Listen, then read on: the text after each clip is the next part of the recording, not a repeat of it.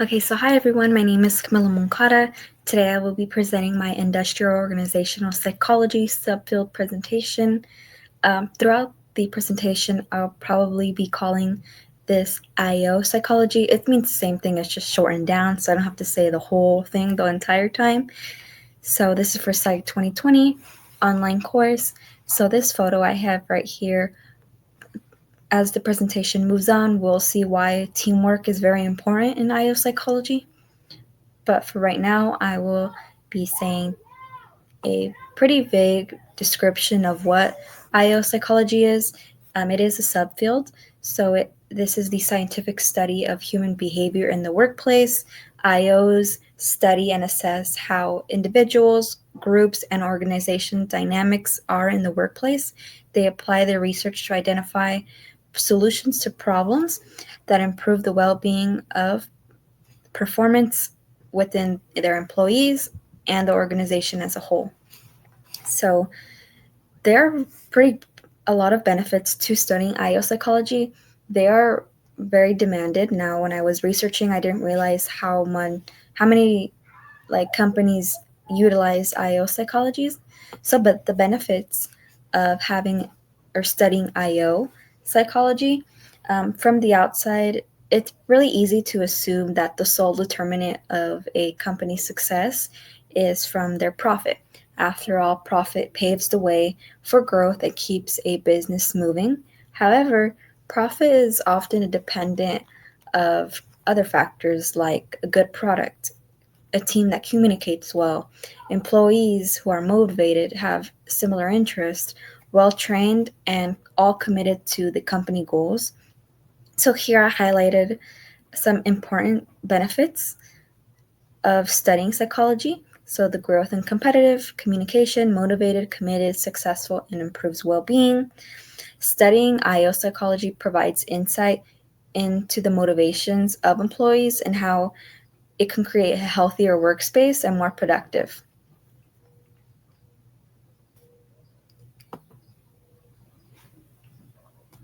So, where can one study this field? So, two really great programs that I found while researching was very local here in California. So, CSU San Bernardino and CSU Long Beach, which is great if you like to be near the beach.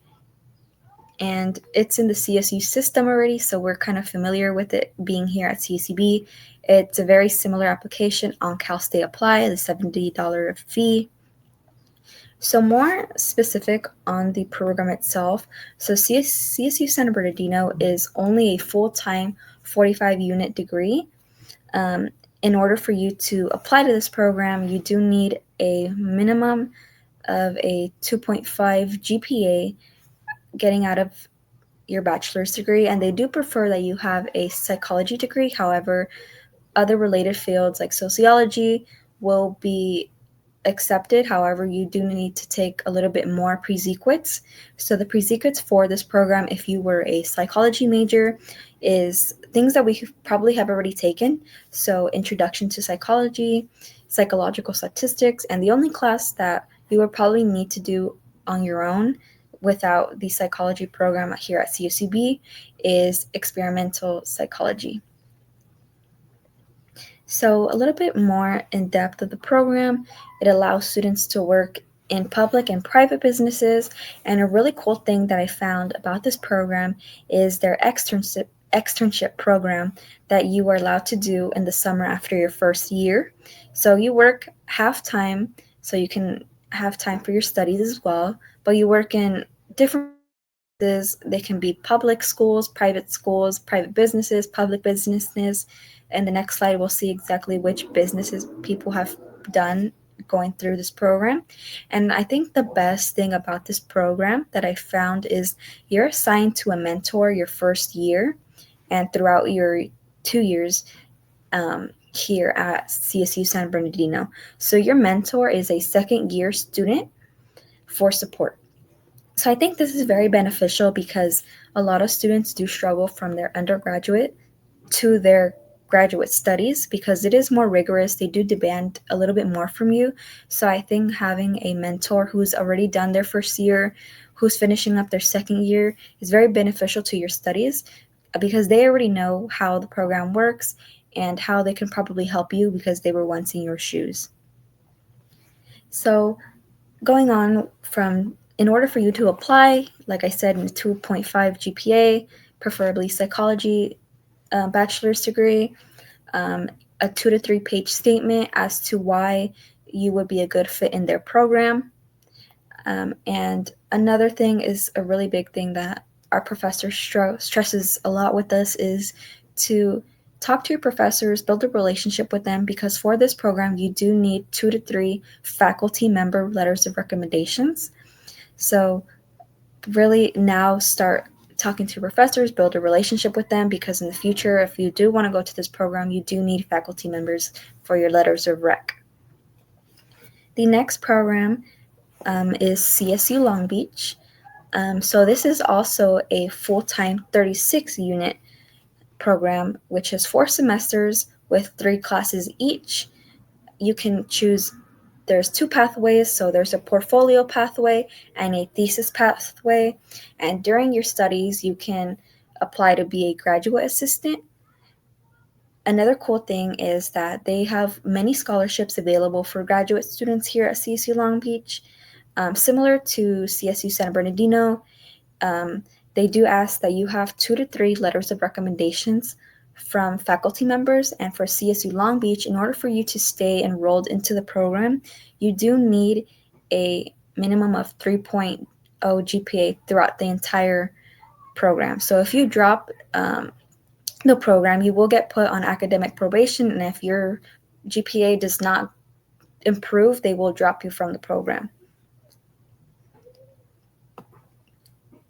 So this is the CSU San Bernardino website for their graduate study of IO psychology. So a little bit more in depth, if you are interested, this is the contact information. This is the externship program that I was talking about. So students will work in school districts, gas companies, food centers. So anywhere that there's major companies and they have a lot of employees. And the San Bernardino master's program is eligible. So like, let's say you in the future you want to get a PhD, this program just transfers everything over.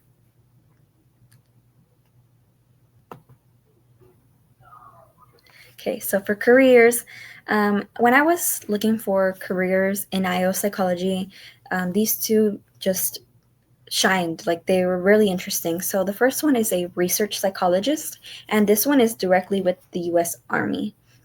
So for this position, they review reports of scientists for quality, accuracy, and professionalism, and just making sure that they stick with the standards and regulations that the U.S. Army has. For preferred experience, they do ask that you have some experience of having like job trainings, social theories, have background of social theories, applied behavioral theories, and also they do prefer that you have a psychology background, so a bachelor's in psychology and then also a master's. And the preferred master's degree is IO psychology, which I thought was really cool. You can apply to this job if you have a different master's in psychology of subfield. However, preferred is IO psychology. So for this position, they implement performance measurements and trainings. They also help with hiring. So I think a really cool benefits that this program has, or this career has, is student loan forgiveness and medical, dental, and life insurance. And the salary range for this job opportunity is, I believe, is $101,401, and it can go up to $156,755. The next position that I found is an adjunct faculty member at Vanguard University. So Vanguard University is a private Christian college. So one of the main things that they ask if you do apply to this program is that you have a pretty good relationship with the Christian faith. Here you will teach research methods and statistics. So from this presentation, a really big thing that IOs do focus on is research and statistics. So that's why they if we look at the catalogs for CSU San Bernardino and CSU Long Beach, many courses are research or statistic courses. So here they identify any risks in the organization and discuss with supervisors. They implement curriculum and student support and continuously try to improve the program as a whole. So the salary rate for this adjunct faculty member is really interesting. So instead of having like a salary yearly rate, because it's only part-time, they pay you per class. So every single class that you have can range from $3,000 up to $3,600. So let's say you have 5 classes. Per class, you get paid those like $3,000 to $3,500, which I think is pretty good, especially if you're part-time. However, this position, they do prefer that you have a PhD. However, they do take into consideration of really good master's students that have experience in teaching and IO psychology. So if we were to click on the link for the Army position, the research psychologist, these are in more of depth of the duties that will be required. So like I said, responsible for planning and executing major portions of research programs, collecting data and being able to read it,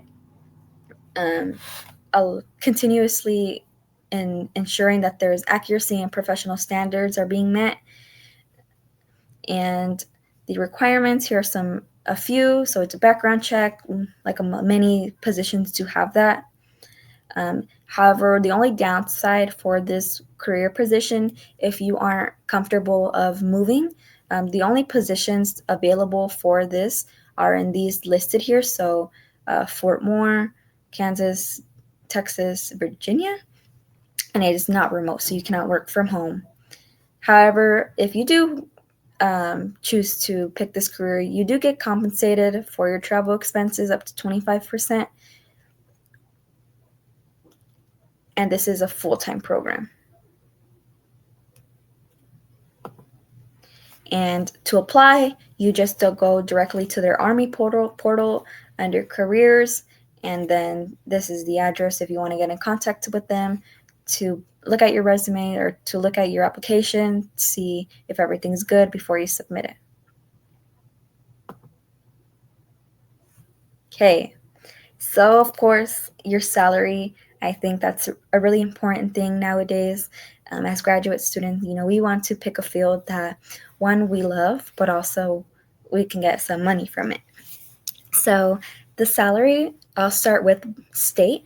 So here in California, which here is locally is why I picked it, the California median rate is per year is $136,300.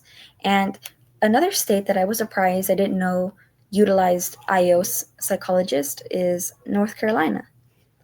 So North Carolina pays per year on average $86,400. Nationwide, they pay IOs $154,380, and this is in the 50th percentile. So the higher you go, the more you make. And then locally, another city is Los Angeles. They pay their IOs per year $148,400. And this runs from May 2023. Okay, so fun facts. Let me just play this real quick.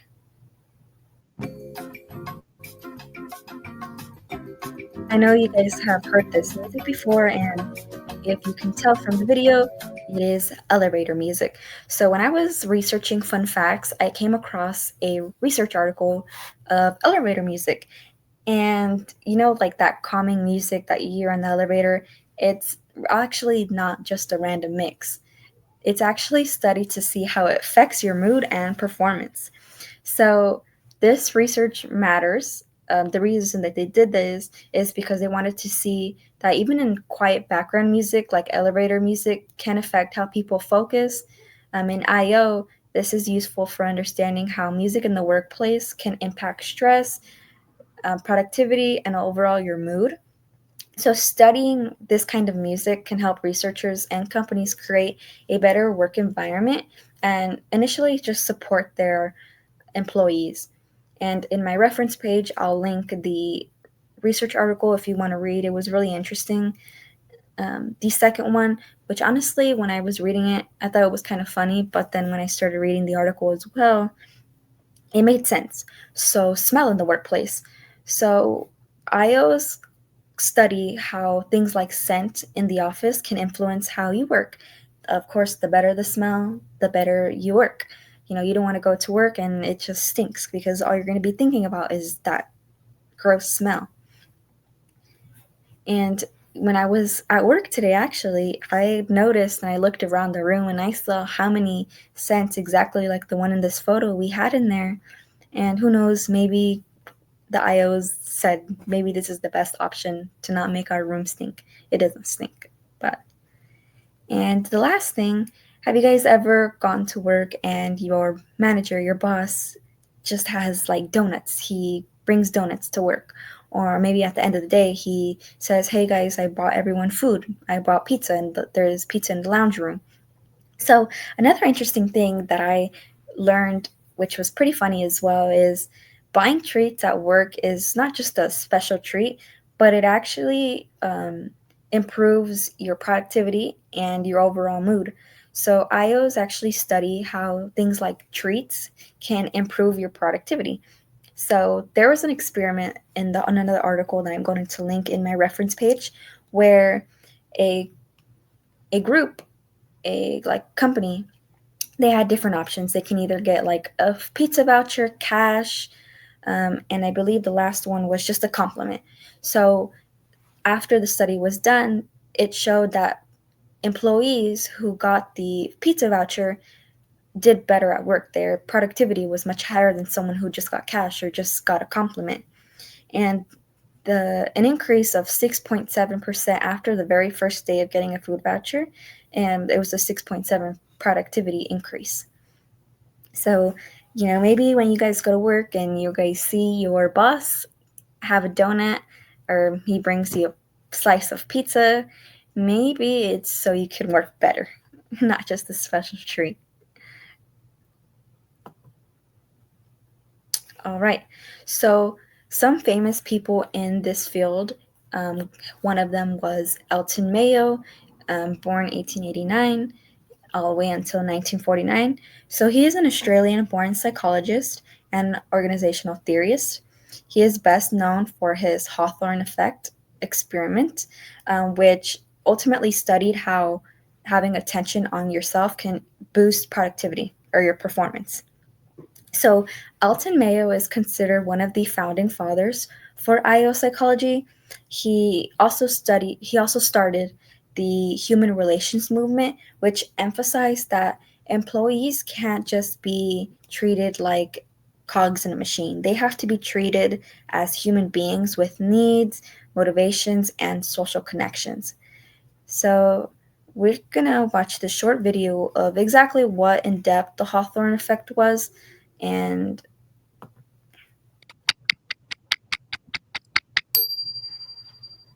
the Hawthorne effect is the tendency we have to perform better when we know somebody is studying us. For example, a 2015 study of hospital staff hand washing found that staff were almost 3 times more likely to wash their hands when they knew they were being studied. The term Hawthorne effect comes from an experiment conducted at a US factory run by General Electric in Hawthorne near Chicago during the 1920s into factors that affected productivity. Everything worked. Increasing the illumination of the factory boosted productivity. Dimming the lights boosted productivity. Introducing rest pauses also worked. So did small group incentives. Oddly, after a positive change, returning to previous work conditions was also met with positive results. One popular interpretation of these results is that the novelty of being observed leads humans to perform tasks better. When we feel we're being studied, we improve our behaviour. While the experiment has been described as a glorified anecdote, and it certainly falls well short of modern social science, it gives rise to this famous Hawthorne effect. Modern studies have confirmed the presence of this effect in a range of scenarios. For example, when teachers are observed in classrooms, they can exhibit better teaching behaviours than when left to their own devices.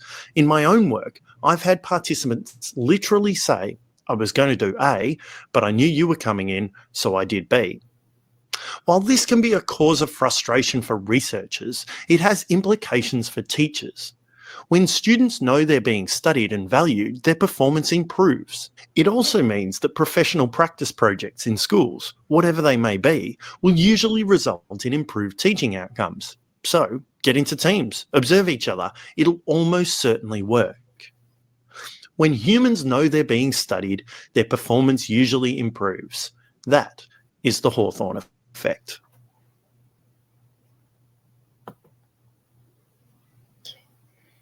So I hope you guys learned something from the Hawthorne effect. I think a lot of people know that probably if you know you're being observed, you are probably going to act a different way, and it's going to boost your productivity. Another current IO psychologist that we have, her name is Eden King. She graduated from Rice University and also got her PhD at Rice University. So currently, she is teaching a program that seeks to guide the equitable and effective management of diverse organizations. So, three things that she has in her bio is that she makes sure that she finds ways to eliminate discrimination and increases support for employees and their families. Consequences of such challenges, like discrimination, finding ways that they can fix these problems, and also finding where and what is causing an imbalance in the workspace. So a cool thing that I learned about her is that she is a really big supporter of DEI. So in her bio, she has a pretty long statement as to why DEI is very important, and in the workplace, and making sure that everyone feels safe, feels like they're being equally treated amongst their other employees. So we know now DEI is kind of getting challenged, you're kind of getting some backlash. But Eden King is doing whatever she can to show that DEI is very important and is not something that we should be like punishing or trying to get rid of.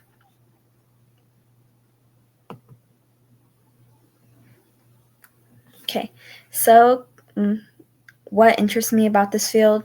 So I think I was really interested in IO psychology because it really shows how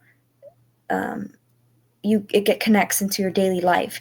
I think it was very fascinating that you're like, as an IO psychologist, you can solve problems within the workspace. I know I've worked in like when I was in high school, fast food places, and I do think that we could have probably used an IO psychologist because like me as an employee did not feel like I had that support from like my managers or my other employees, like members. I think it's really interesting also that they are one of like the key determinants as to how and why employees can possibly increase their motivation, improve their communication, and overall just support the well-being of the employee. I think it's a really rewarding job, and it really does create an environment where both employees and organizations can thrive. So my favorite thing that I learned is how small often factors are overlooked, like background music, scents, or even enjoying a pizza from your boss, can have an actual like measurable effect on your productivity in the workplace and performance. I think I really love discovering how psychology can be applied in like a creative way, where you can boost productivity, because now working jobs, I can see why IOs are very beneficial in these organizations and how different organizations could probably benefit from the IO experience and their methods. Okay, would I enter this field? Honestly, after researching how important they really are, I really do think I would enter this field. I think it combines my interest of psychology with my desire to help others in a practical and meaningful way. I think IO psychology offers so many opportunities to make a positive impact. So we saw it's very like you can do so much with the degree in IO psychology. Like the careers, you can work in the army as a research psychologist, or you can stick to be a professor. I think it improves workplace culture, supports diversity, as we learned from Eden King. She is very um, stresses how DEI is very important. Um, as well as inclusion, designing better systems to improve for trainings or leaderships. I think it's a field that I can see myself in if I wasn't so stuck on like educational psychology, but I definitely think that this would be like right underneath educational psychology. Thank you guys so much. I hope you guys enjoyed my presentation and learned a few things about organizational industrial organizational psychology. Thank you.